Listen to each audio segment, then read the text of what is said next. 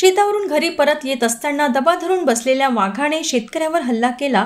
त्या हल्ल्यात ब्रह्मपुरी तालुक्यातील पुढे सावली येथील शेतकऱ्याचा मृत्यू झाल्याची सोमवारी घटना घडली।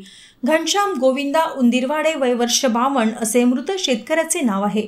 प्राप्त माहितीनुसार सकाळी 8 ते 9 वाजताच्या सुमारास शेतकरी घनश्याम उंदीरवाडे हे शेतावर गेले होते।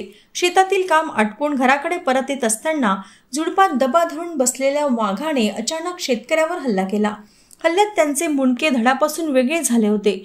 वन विभागाला माहिती मिळताच अधिकारी व कर्मचारी घटनास्थळी दाखल होऊन पंचनामा केला। घटनेची तक्रार ब्रह्मपुरी पोलीस स्टेशन येथे नोंदविण्यात आली। मृतकाला शवविच्छेदनासाठी ग्रामीण रुग्णालयात आणण्यात हलविण्यात आले। मृतकाच्या परिवारास वन विभागाच्या वतीने 25,000ची तात्पुरती मदत देण्यात आली।